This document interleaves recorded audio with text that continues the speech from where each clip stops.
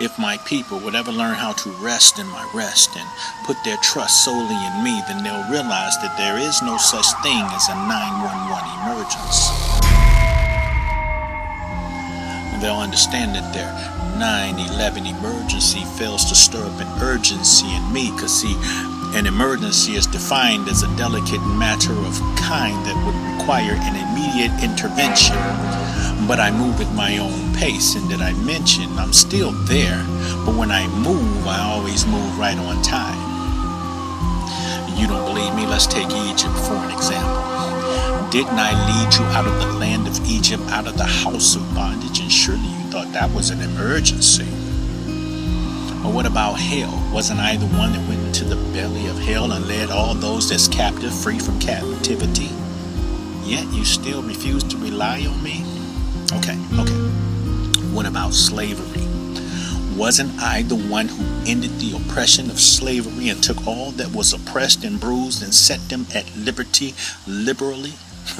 I mean, literally. So if you're still made to feel oppressed and bruised and inferior by ones that present themselves as greater, it's all your fault, because I told you that greater is he in me than he that presents themselves as superior. It's funny though.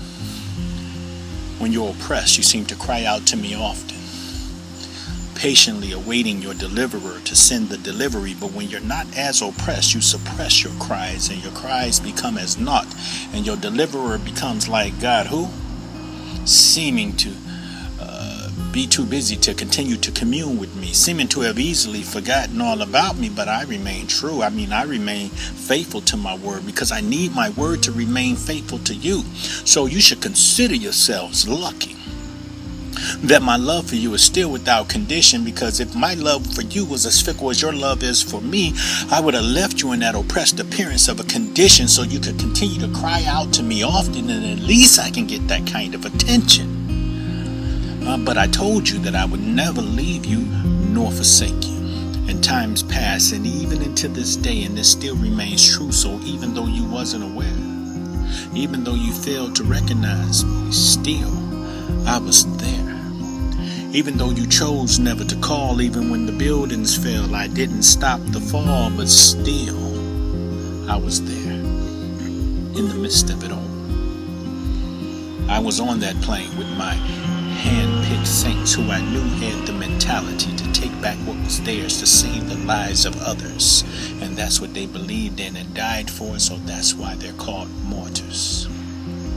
And for those that was on that plane whose hearts were so instinctively good that they assisted my people, they don't know that, but their good intentions sowed into their salvation, and I will count it towards their righteousness. And I was in those buildings, all of them. So if you had another verse to sing in life, I didn't allow the curtains to close on you that day. Instead, I made you late for work, because I ordained you for cruising instead of your usual zooming. And it was I who sent you down from floor 91 to floor 21 before the disastrous deed was done, because I knew how much time you needed to make it down to the ground, because I knew just how fast you were capable of moving. And I was there for my people with asthma, because I put the right people in the right places that wouldn't be so quick to step over them to save themselves, but rather stop and assist them in catching their breath, so that they too can agree in strength and go and assist someone else. And it was I who sent you out for coffee, because I knew that you would panic and freeze, and I allowed sickness to overtake you, because I knew if you was there, if you didn't get everyone else out before yourself, that you would refuse to leave, and thus you would have died, because your heart is first rate, but thus your life was spared, because I'm going to have to call on that kind of selfishness again at another date. You heard me ask the question, "O death, where is thy sting?" Because if I could find it, I would acknowledge it, but I can't acknowledge it because it doesn't exist. But you all would know that, because if you knew that, then you would have testified of it, and if you could testify of it, that means you're not here anymore, because you experienced it. But remember, I wrote of Enoch's testimony, for Enoch walked with me, and then he wasn't, because I took him with me. Listen, when you walk with me, when it's your turn to punch out on life, I'm going to send the angels and the chariots for you, and they're going to crack the door and say, come with the king, and in a blink of an eye, your body is vacant. Understand, my people never even felt the impact of the plane. Bodies being crushed in the rubble, flesh being burnt in the flames. Because to be absent from the body is to be present with the king, and when you're in the presence of the king, death has no sting. See, I'm omnipresent, but choose to be where you invite me.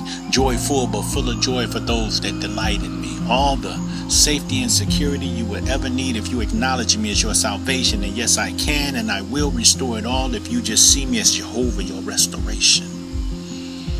Y'all remember those rules? Those same rules that invited my presence out of your children's schools. Oh, I am the sovereign one, and I can do whatsoever I want, whenever I want, and how. But what I want is for you to be a free will agent with the free will of voice and choice. So if you choose to walk with me, then let's walk. But if not, then you choose to let me allow what you allow. And when your way fails, and it will, I need you to remember these words I say unto you today. If my people that are called by my name shall humble themselves and pray and seek my face and turn from their wicked ways, then will I hear from heaven. Then will I heal their land. Then will I begin to sustain their life again. Don't worry about any kind of 911 emergencies.